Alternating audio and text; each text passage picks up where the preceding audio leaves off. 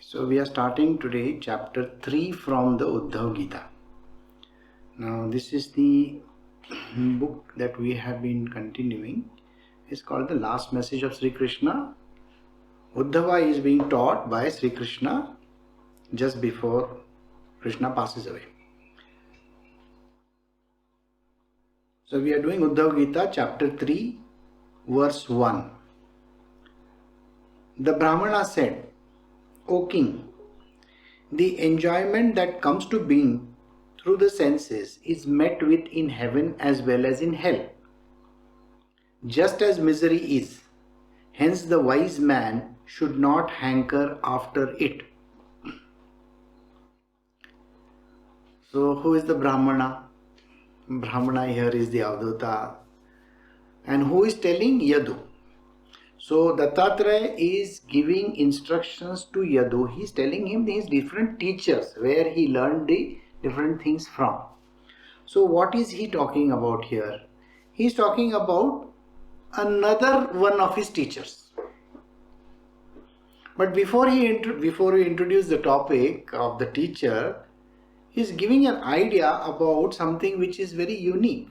He says, O king, the enjoyment that comes to being through the senses is met with in heaven as well as in hell, just as misery is. Hence the wise man should not hanker after it. So we are talking about two places. Alright? One is on the earth, everything that happens to you. And then he is talking on the netherworlds like the heaven and the hell. Alright? Two places. Now imagine what he is saying. Does it have any significance? Dattatreya is saying that the pleasures or misery that you experience on earth in your daily life can be experienced in heaven and hell also. It teaches us that heaven and hell, as described by all the religions in this world, whether it is Sanatana Dharma, whether it is the Hinduism or Christianity or any other religion in the world, the heaven and the hell are unique places. They are full of pleasure as well as pain. So whatever you experience on earth through your senses is also experienced in the heaven and the hells of the other world. Doesn't that tell you something different? We always thought going to heaven was a great thing. And going to hell means full of misery. Not necessarily. Not necessarily. If you are in politics, you would rather go to hell. Right? Actually, heaven is also full of politics. Let me put it this way. Why is heaven full of politics? Is because we have Indradev. Indradev is the head of all the gods. He is the king of gods and he is a very great politician. He will come up with this and then he will come up with that and then he will change sides over here and change sides over there and he goes on and on and on. So whatever pleasure that you experience in this place on earth, let us say the pleasure of, say, watching a movie or going for a holiday or eating an ice cream. These are small pleasures, very tiny pleasures in our life. Or we are getting married, or having children. It's supposed to be a pleasure. Does it happen in the heaven and the hell also? Of course it happens in the heaven and the hell. In heaven also, you will get all the pleasures. Don't they talk about so many beautiful women in heaven? They are talking about apsaras and all the dancers and this and that. Oh my God. On earth they may have the Dolby Digital Atmos sound and all. I think in heaven they will have something better than that. I'm sure about it. They must be hiring the people from the sound department from hell and saying, come on, rectify my sound over here. So in heaven you will hear it from, I think, all the places. And of course, on earth we have set design. Alright? Heaven set design must be really fabulous and fantastic. Think about it. It's like a movie, you are a movie star there, maybe. Or maybe you are a side actor. Or maybe you are a, nobody there. Just watching all the gods perform. So, let us see in hell.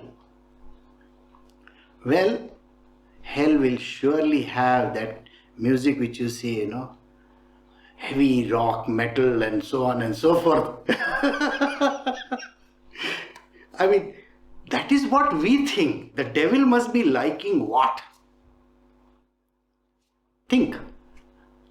And here Dattatreya is saying you get to enjoy those things. See, when we talk of misery also, a misery is enjoyable. Have you understood how misery is enjoyable? Look at all those druggies out there. They love to enjoy. They will take the injection and they will be lost in this world of theirs. They love the misery that comes with it. The colors, the beautiful auras that surround them, the way they look at things, it's completely a distorted version of this universe and they enjoy it. So what makes you think that you cannot do the same in heaven or hell? Now this is where the main issue is, why is it that we enjoy on earth the same thing that we enjoy in heaven or hell? Now I am talking about enjoyment, okay? Enjoyment can be anything. Misery is also an enjoyment. People love to be miserable also sometimes. How do they enjoy? You enjoy with your senses, isn't it? So doesn't that tell you something, that even when you die, you still have the senses and the sense organs to accompany you. Only the physical organs are missing. You see, physical organs means like you will not have a face. You seen Invisible Man? Something like that. You have no face. No, you don't have to pour anything on yourself to have a face, okay? Otherwise, tomorrow you will say, don't worry. The idea that you don't have a face is good enough. You see, you may think, my enemy is not seeing me. Or that fellow, I don't want to ever meet that guy again, is not seeing you. Of course he is seeing you. He is as invisible as you are. So think about it. So that person whom we so much want to detest, isn't it the same person? It's pretty hot. So isn't it the same person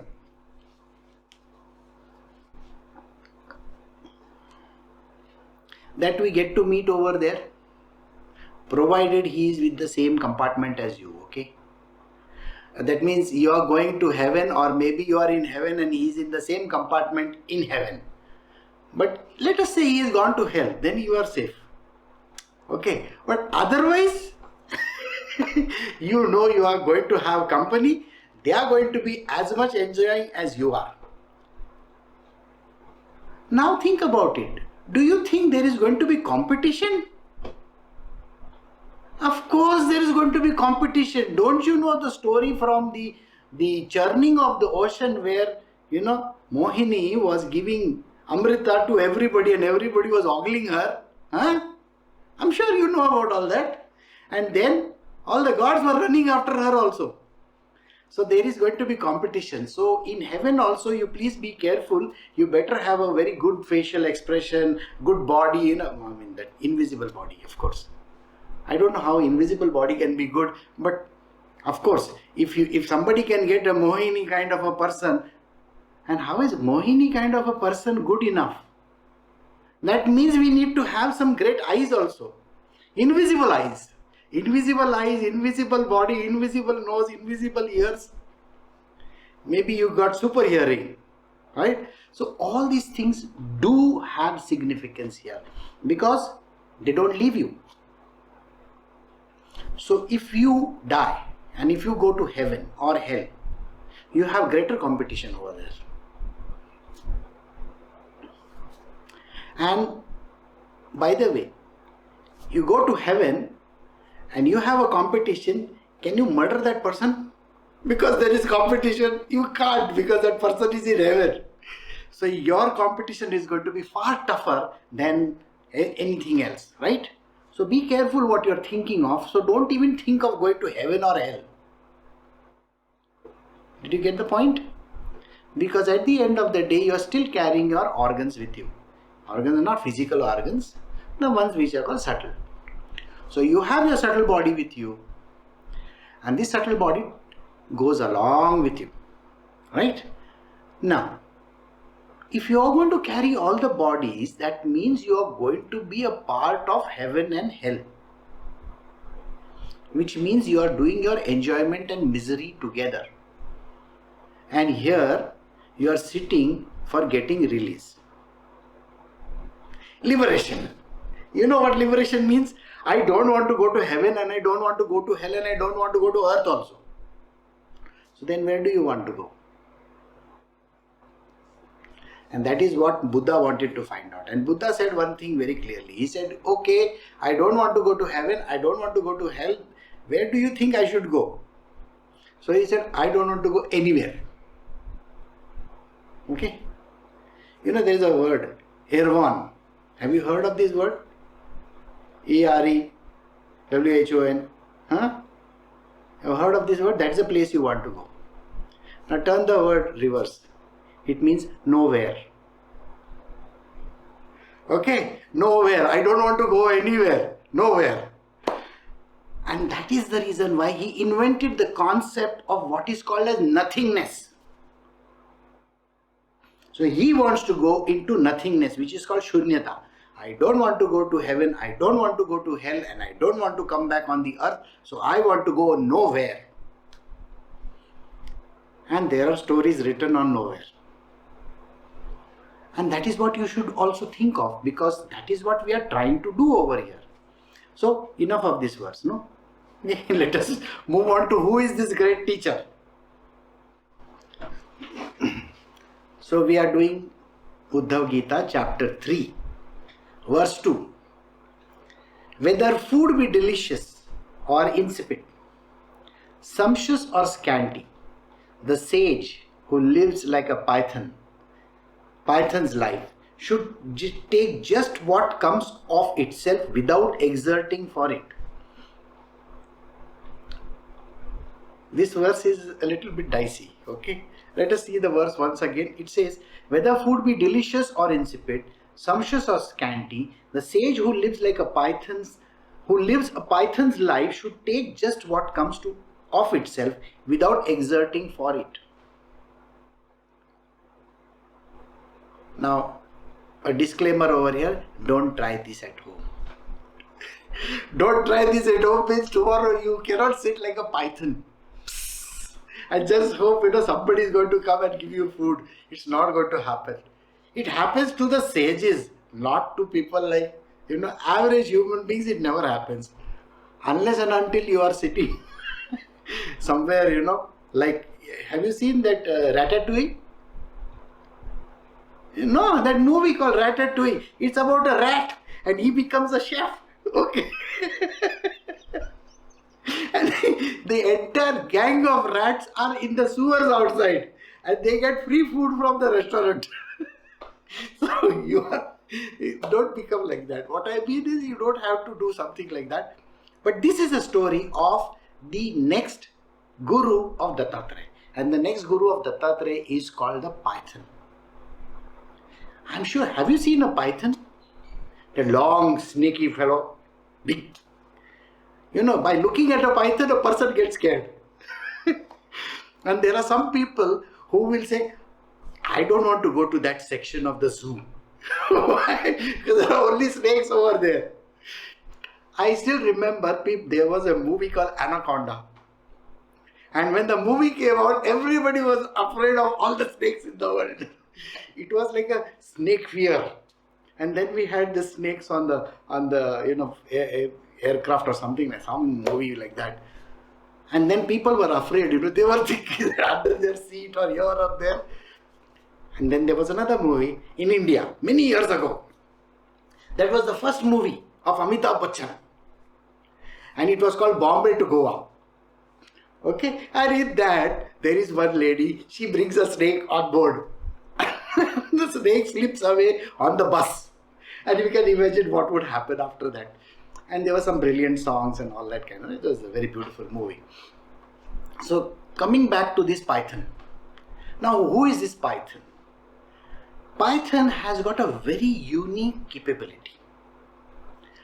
And that capability is, he can sit in one place unmoved. He doesn't move. Just imagine he is sitting over there. The slit eyes of his. He may be just showing a little bit open. Sometimes you will see his fork tongue coming out. Otherwise, he is just sitting over there doing nothing. He just sits over there. He's a patient guy. Very, very patient. We are most impatient people in the world.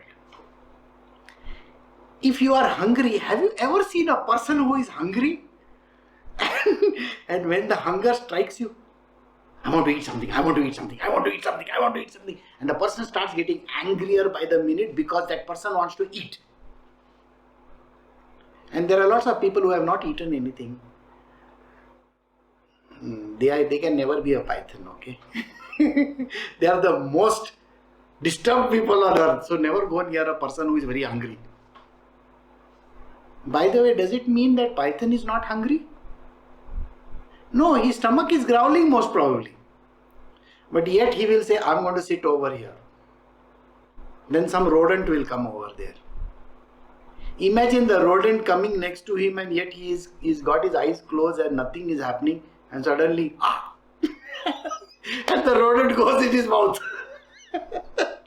This is how a python is.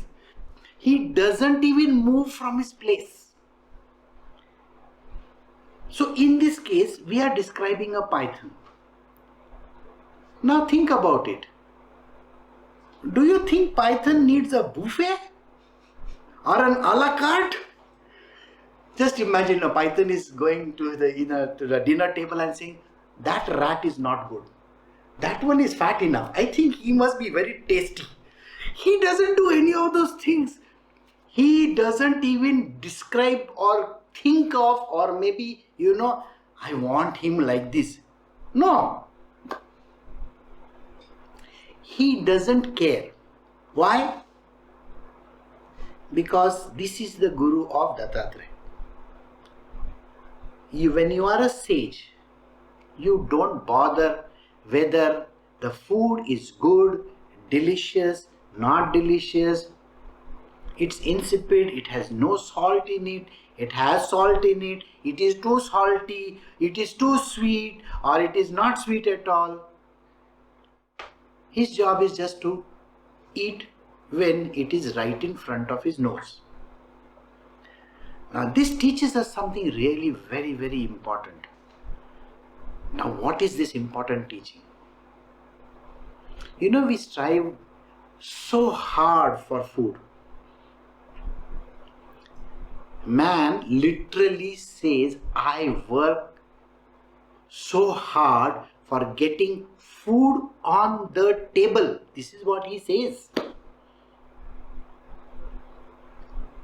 That means you need to work hard, and python doesn't work hard.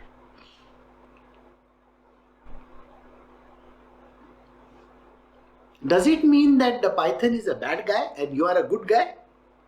No. It only tells you something very, very important. And what is that? Whatever is meant for you will come to you. Just like that rodent comes near the snake, this python, on its own. Okay? You don't have to actually exert to go and run and catch some animal, which means you don't have to go and exert for food so much. When you are a sage, the food will come to you.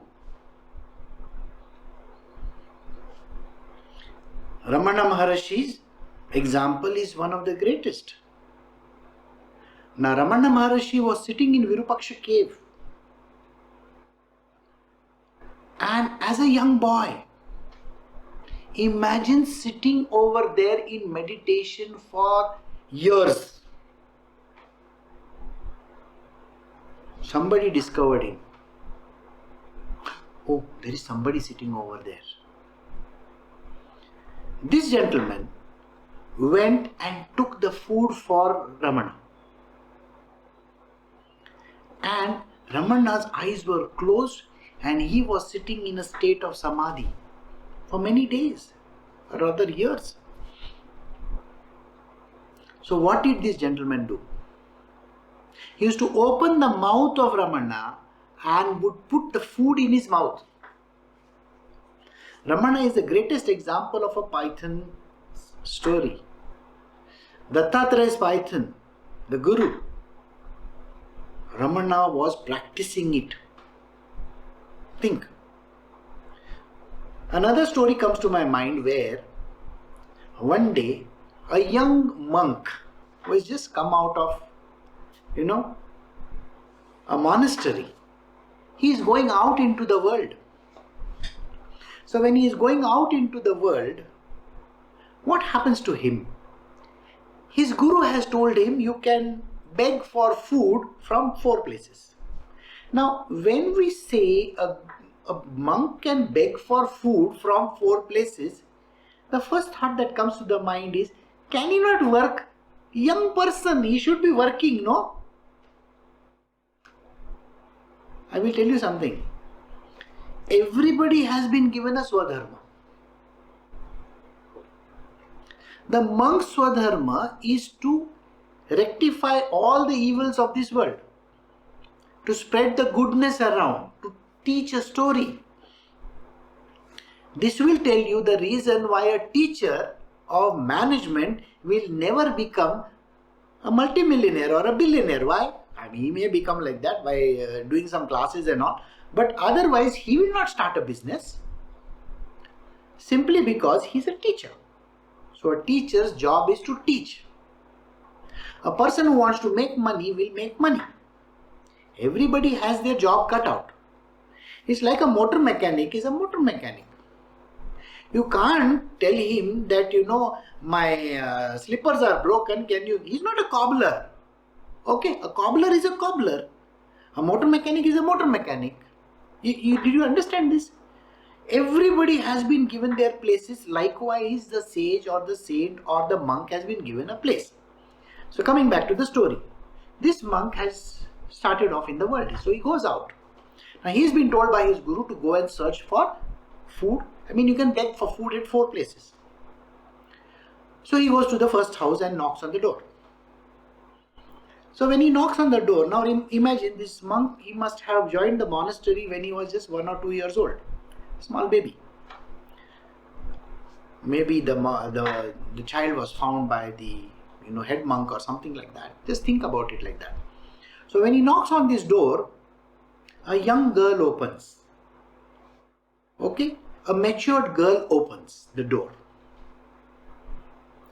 And he sees protrusions on her chest. She's having breast, of course. So he stares at it and he says, what is this? So then he says, can you give me some food? So the young girl, maturing girl, she goes inside, tells her mother, there is a young monk over here, we need to give him some food. So the mother says, oh, just wait, I will get you some food. She goes inside, gets some food and comes out. And when she is offering the food, the monk says, I have a question to ask you. Does this girl have some problem or does she have some boils on her chest. So the mother realizes that this monk has never seen a young girl in his life. So now how do you explain to a monk this? So the mother says to the monk, you see, these are provisions made by God. So when she has children, they will be fed milk. Okay, through this breast. The monk says, wow. When she is going to have a child, I mean, she is so young and then she is going to have a child, maybe 10 years later. I don't know. But God has already made provisions for this. So, instead of taking that food which is offered, he just says thank you and walks away. So the mother calls out to him and says, come here, come here. I was giving you some food and you are walking away. So the monk says to her, you see, if God has already thought so far in advance that when the child is going to be coming and he is going to make arrangements for this young girl, to feed him by providing milk and breast, don't you think God has provided for me somewhere? He's already made those plans and put them in place. So why do I need to bother so much about this food? So when the food is there, it will come to me. I don't have to go to the food. Now this is the way in which a spiritual person should live in this world. I have covered another 2 more verses in this. So let me just read the verses to you so that you will understand. Okay. So verse 3 says, he should lie many days without food and without exertion, and if no food presents itself, then like the great python, he should abide by what destiny decrees. Right? Holding still the body, that's the next verse says, 4th verse says, holding still the body endowed with energy, fortitude and strength, he should lie wide awake and not exert, even though having organs intact. So I covered these 2. Now this sage which we were talking about, this monk, he understood what is the meaning of the words, that God has already made provisions for me. As a human being, do you understand this? No.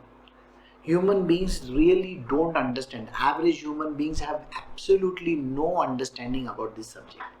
They think they have to work so hard to get things, coming their way. It's not important. Please understand this. Those who are on the path of spiritual, those who understand spirituality, they will know very well that everything is lined up along the way. All junctions are destined, they are there, put over there properly. Everything is programmed to the last, point. Why are we so much worried about things? Just imagine, you are catching a flight. You come to the airport and you suddenly come to know that your flight is 2 hours delayed. And you have a connecting flight to catch. And the worry is, oh my God, I'm going to miss my flight. Then what is going to happen? Then I will have to go next day and then I will do. Why are you worried? What is this worry all about? So let us say the person catches this flight. The connecting flight will be delayed just because you don't understand how God has created this entire destiny for you. Nobody understands this. We become so frail in front of God, God, can you please provide me with this? God, can you please provide me? I have people begging me for some stupid things in this world. As if I am some, agent for God. I mean, just imagine, sir, can I get this? Can I get this? Don't bother your head about it. Just can you go? Just go, don't worry. Things will fall in place. Imagine that. Think about it. If you have to become the greatest stand-up comedian on this earth, don't you think the entire path is laid out for you? Think. I don't think you have to bother your head about all these things. Your destinations have been laid out clearly. And if you have to reach from here to here, you will reach. So become like a python. Take it easy. Everything is laid out properly for you, but have that faith in God. The most important word here is called faith.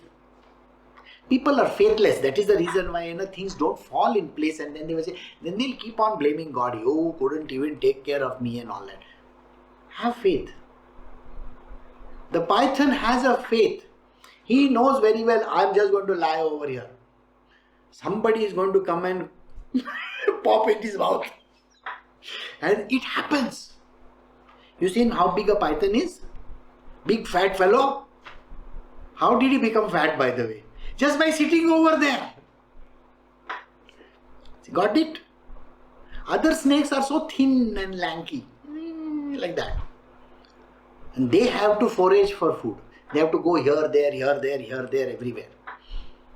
Python is a big fat fellow. He just sits in one place. You should not go and step on him, by the way. Then you become his food. Okay? So don't go and try to tease him.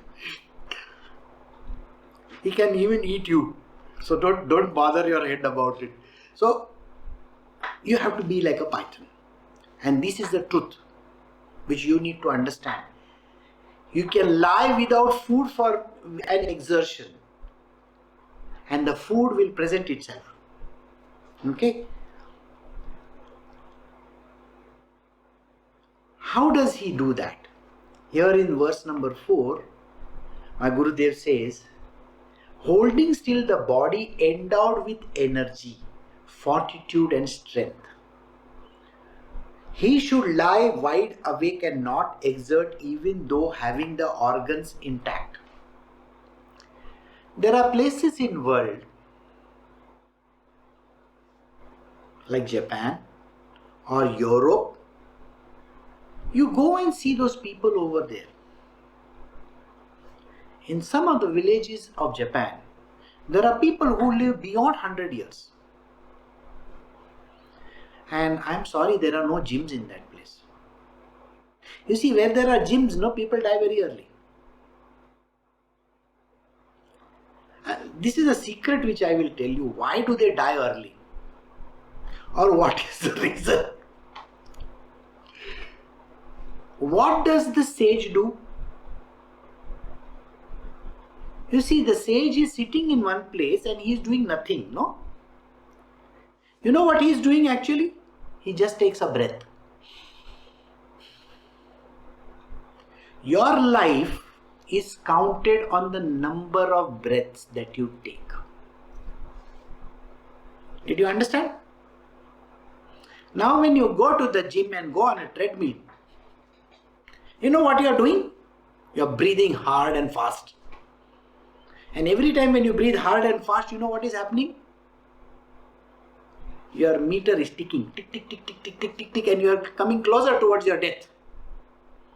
And these people in Japan or in Europe, you will find they can live for 100 years because it's a cool place. They don't exert themselves too much. They have simple activities. And you will find them smoking also and drinking also. Okay? And they do things in a very slow, casual manner. The more you try to rush through in life, you are going faster towards your death. Can you slow down your life? You see, some of the greatest sages in this world, those who have lived for thousands of years, they take maybe one breath in their entire year. Now you will ask me, if somebody takes one breath, how can they live for the whole year? Isn't that what you will ask me? Okay. You know, there is one person called Tom Cruise. You have heard of Tom Cruise? Huh? He makes these movies called Mission Impossible. In one of the Mission Impossible movies, he held his breath underwater for many minutes. I think 13 minutes, if I am not mistaken. How could he hold the breath for such a long time? Try holding your breath for 1 minute and say, you're going to become like this very soon. You see, you can't see color on my face, but those who are fair people, they'll become red immediately. So think like that. But you can hold your breath. But don't try this at home, because you are not trained. So the sage breathes very slowly. Just like this python, he lies in wait.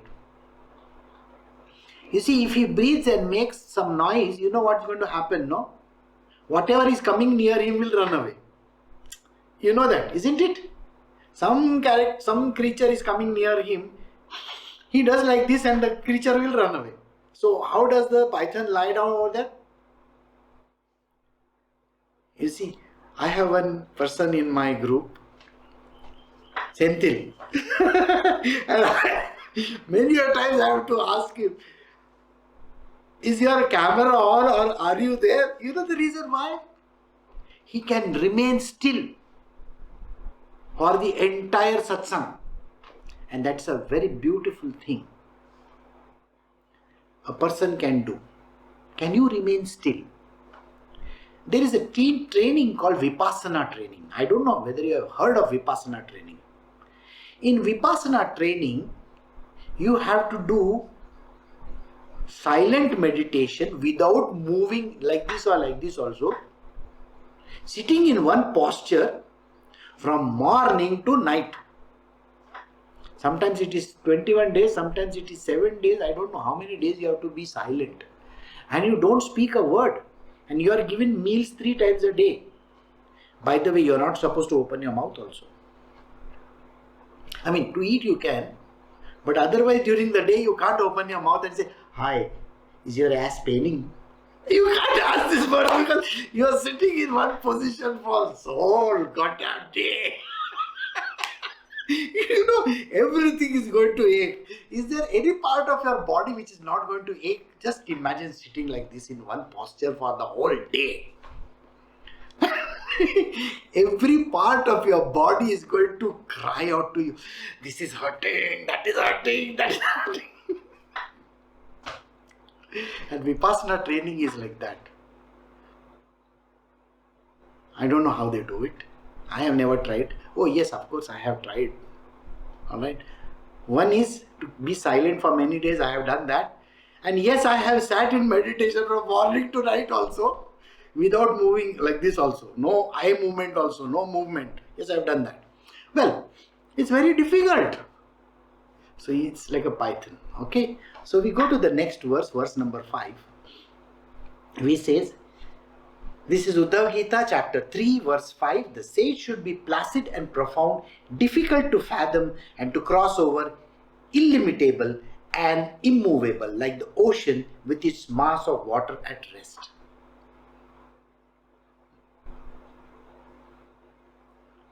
This is the next Guru of Dattatreya.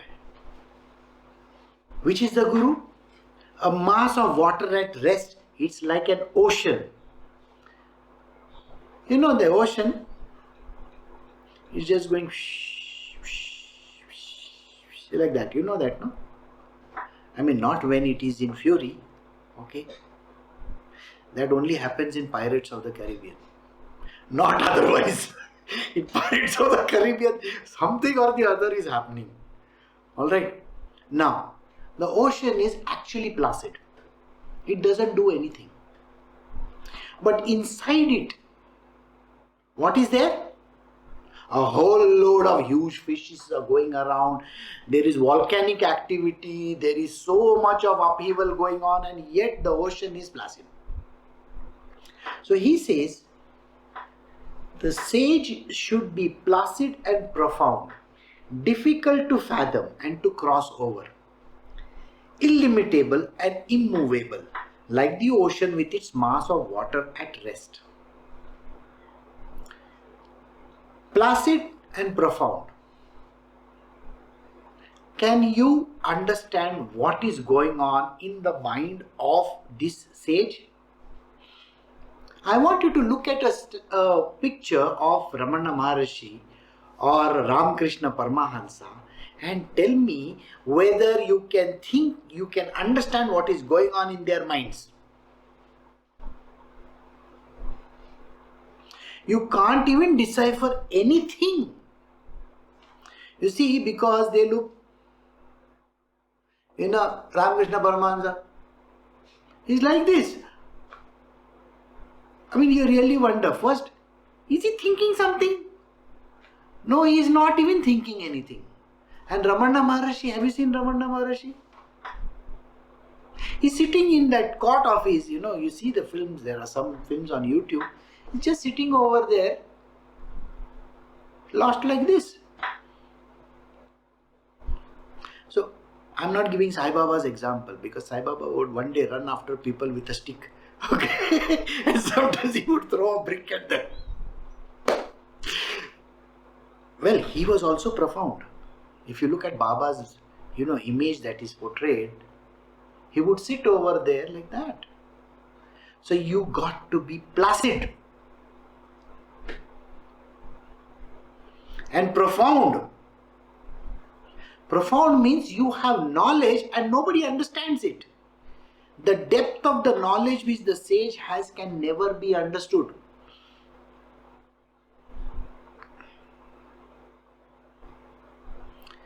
First and foremost, never go to any place and show that you know too much. Never.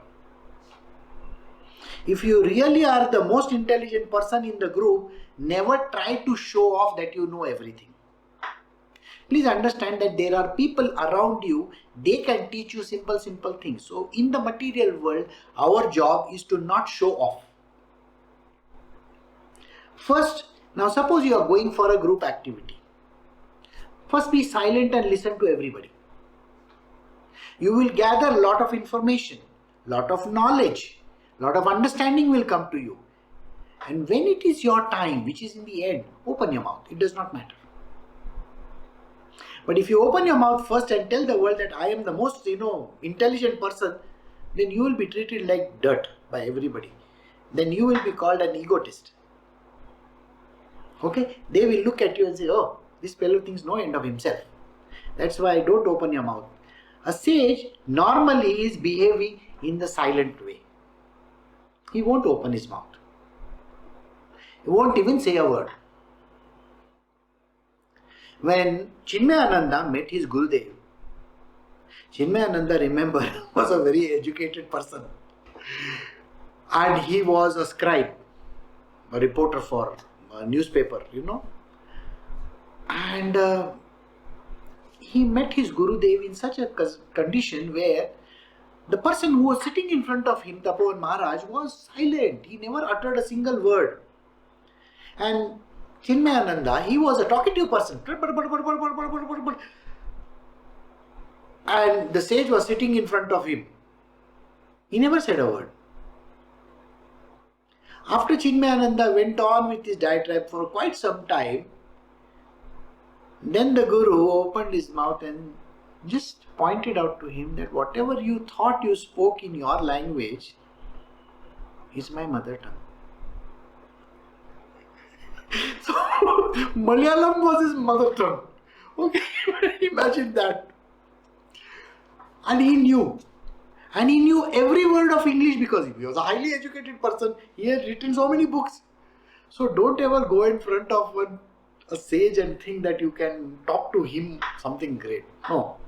They are always like this. They are profound.